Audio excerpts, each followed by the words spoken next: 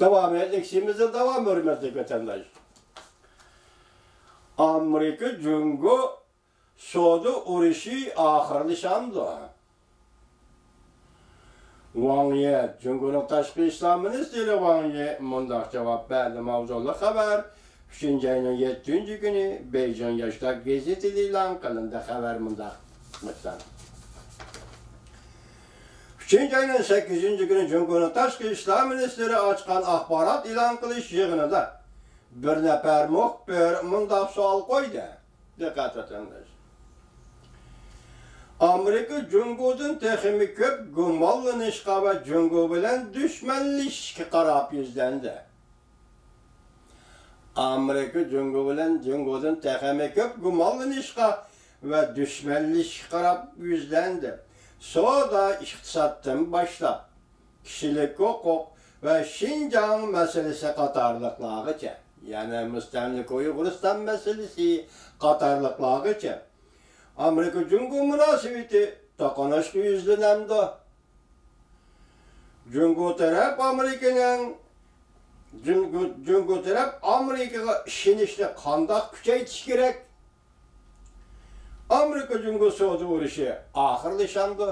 Bir nafar muxbir Cungo'da qurultayda axborot e'lon qilish yig'inida Cungo'ning tashqi ishlar ministri Wang Ye'ga yuqoridagi savol qo'ydi. Wang Ye'ning bergan javobi Amerika Cungo qarshilashishga yuzlanmaydi. So'q munosabatlar urushi tafakkurining chiqish yo'li yo'q. Buna bergan javob bir jumla emas, mavzuning davridan tuzib olgan gaplarning hammasini takrorlab ketgan. Men tashlab etdim vatandosh. Mush ikki jumla so'zininki bir yangilig'i, originalligi bor ekan, shuni sizga qoldirdim. Nima deydi Wang Ye javob berib? Amerika Cungo qarshilashishga yuzlanmaydi. So'q munosabatlar urushi tafakkurining chiqish yo'li yo'q. Ikkinchi xabar. İki taraf o'xshashli qattiqlashdi. Amerikaning Cungo'da turishliq bosh elchisi ikki taraf kelishim imzolashga oldirmaydi deb ko'rsatdi mavzuli xabar. 3. ayning 8. kuni Olma gazetida e'lon qilindi. Xabar mundaq boshlan. Bu xabarda mavzusi yuqori xabarga o'xshab ketib qolsin kechiring, chunki bu ish hozir vaziyatning intayin nozik paytida yuz berayotgan ish vatandosh. Xabar mundaq boshlandi. Cungo Amerika ikki davlat o'tgan oyning oxiriga jami 7 qatim suhbat o'tkazdi.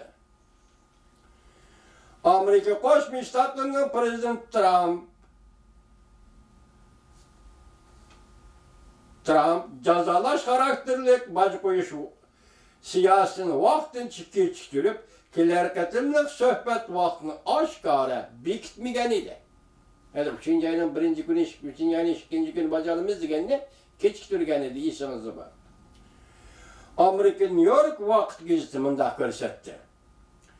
Ikki taraf kelar hafta, ya'ni 3. ayning 15. kuni yana bir maydon suhbat o'tkazdi.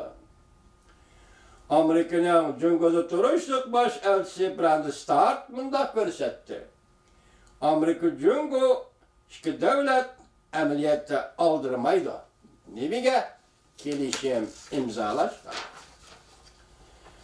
Bosh elchi Brandon Stark Wall Street gazetining ziyoratini qabul qilganda mundaq ko'rsatdi.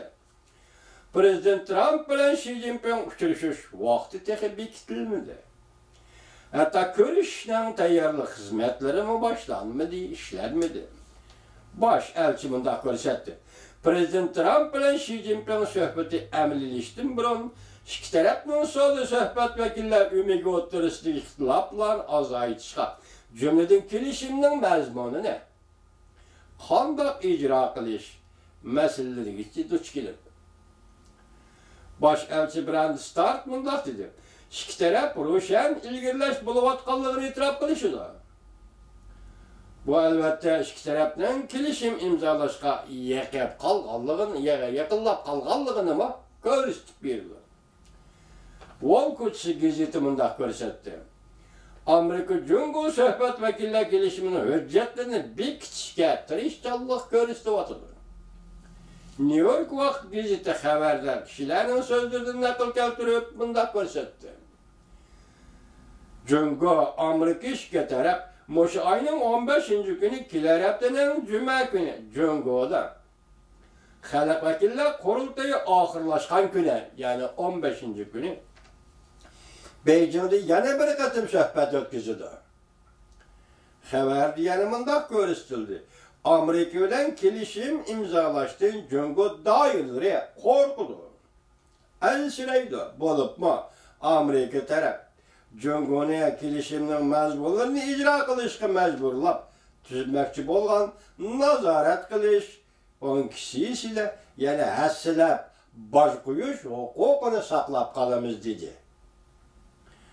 Jungo taraf bu deganlik ele qilsan imzolaymiz kelishimni qo'ysan qo'lingni, biroq sen ijro qilish jarayonida biz seni nazorat qilamiz dedi.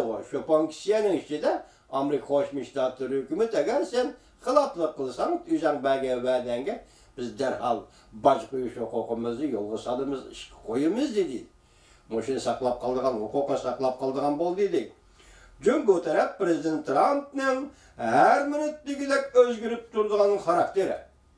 Oxiri imzolangan kelishimning mazmuni Jungo'ga foydasiz bo'ladi deb hisobladi.